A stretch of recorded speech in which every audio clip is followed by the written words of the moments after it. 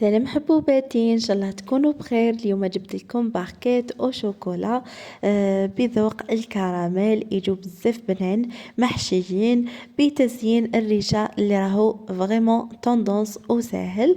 نتمنى هذا الفيديو يعجبكم، وما تنسوش ديروا لي جيم واشتراك في القناه باش تدعموا بنت بلادكم وتقدم لكم كامل جديد حلويات 2023 للعيد ان شاء الله. اذا كنا من الأحياء الشكل تاعو يجي بزاف شباب وسامبل في التزيين، ومقاديره ماشي يعني مكلفة بزاف.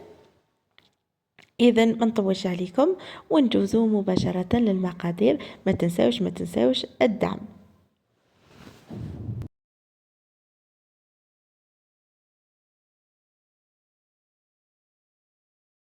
اذا البنات اول حاجه عندي 125 غرام تاع المارغرين، راح نضيف لها نص كاس نتاع السكر الناعم.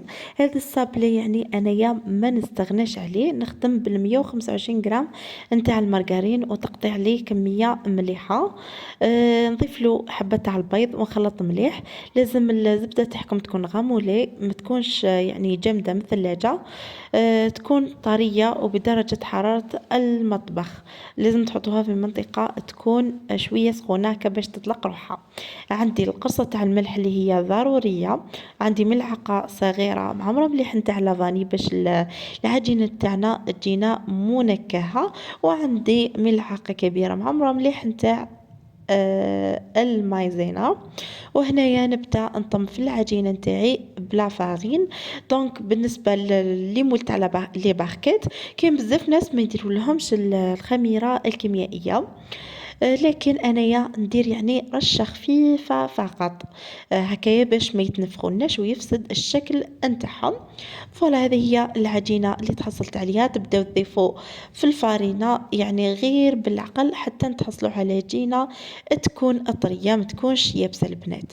فوالا هذو هما لي مول ولا لي باركيت لي فون دو تارت اللي راح نستعملهم في هذه الوصفة. ناخذ عجينة ولا كرية صغيرة من العجين ونبدأ نسوي فيها هكايا، ونطلع على الأطراف ونحي الزائد بالموس ونفينيها بهذا الشكل.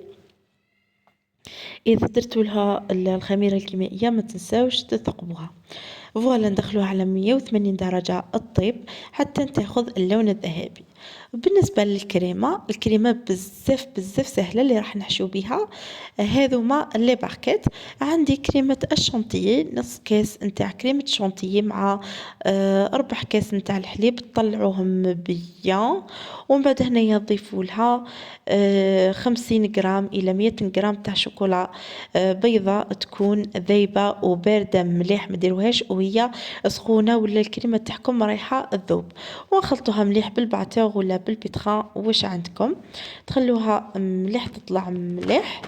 وهنايا بالنسبة لي باكيت راح نحشيهم النصف بالكراميل ولا بالطوفية، يعني واش كان متوفر عندك، ولا بالكابريز. والنص الاخر راح نحشوه بهذيك لا كريم، يعني كي تضيفوا لها شوكولا راح تجي بزاف بنينه وراح تجمد معاكم.